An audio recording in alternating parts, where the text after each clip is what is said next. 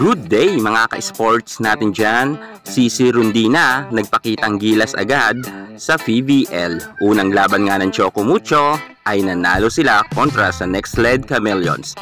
Pinatunayan lamang to ni Sisi Rondina na kahit wala nga si Denden Lazaro Revilla at Bea De Leon ay kayang-kaya talaga nilang manalo sa kanilang team. Matatandaan nga natin na naging kontrobersya ang issue hinggil nga sa pag-alis ni Bea De Leon at ni Denden Lazaro Revilla.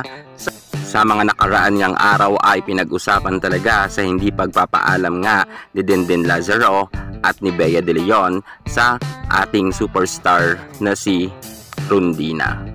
Sa ngayon ay handang-handa na rin si Bea De Leon na makipagsagupaan nga sa kanilang mga darating na laban.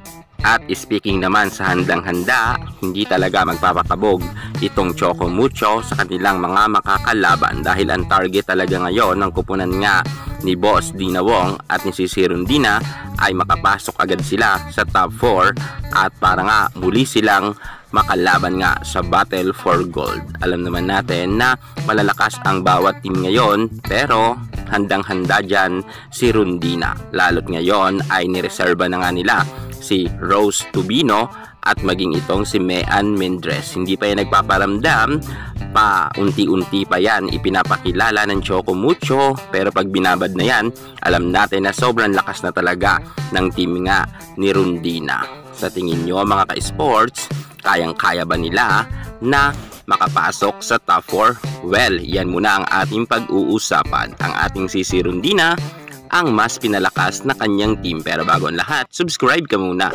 I-click ang ating notification bell para lagi kang updated sa lahat ng issue pagdating sa volleyball. Susunod na!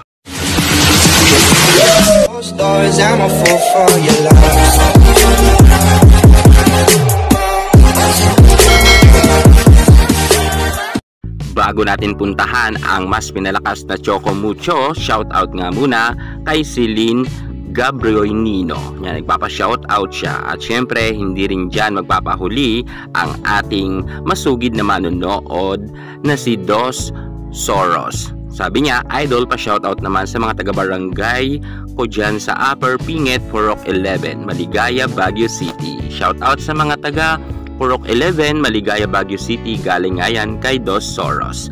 At sa mga nais rin dyan magpa-shoutout, mag-comment lang kayo sa baba dahil sa next natin vlog ay kayo naman ang aking ibibida. So narito na nga mga ka-sports natin dyan ang mga pangyayari nga sa Choco Mucho, kung saan nga pinataob nga nila kahapon ang Nextled Chameleons sa score na 12, 25, 22, 25, 18, 25. Kahit meron ngang Ivy Lacsina, ang Nextled Chameleons ay hindi nga sila nakaporma sa Choco Mucho. Mas pinalakas na talaga ang Choco Mucho ngayon. Hindi na sila basta-basta at alam natin yan dahil nga sa pangunguna ni Sisi Rondina ay talagang gusto niyang may mapatunayan nga siya. So may mga napatunayan naman si Sisi Rondina nga pagdating sa team ng Choco Mucho. Pero syempre, mas gusto niya pa umangat pa nga ang kanyang team.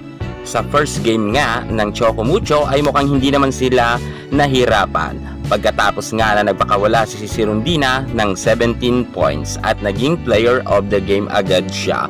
Mukhang si Sisi Rondina naman ang talagang malakas at matunog ang pangalan para sa MVP ngayon conference. Pero syempre marami pa rin siya dyan mga makakalaban. Pero sa tingin nyo, kayang-kaya na ba mag-champion ngayon ng Choco Mucho? Dahil nga meron na sila ngayon mga bago nga na recruit gaya nga ni Mars Alba na very talented, Honey Royce Tubino and Mean Mendres. At marami pa dyan mga ibubuga na mga nasa bench nila. Kung sa tingin nyo ay kayang-kaya mag-champion ng Choco Mucho sa pananatili nga ng ating Sisi Rondina at Mars Alba tandem, comment naman kayo sa baba. Yan muna ang pinaka-latest natin sa mundo ng volleyball. Thank you so much. God bless.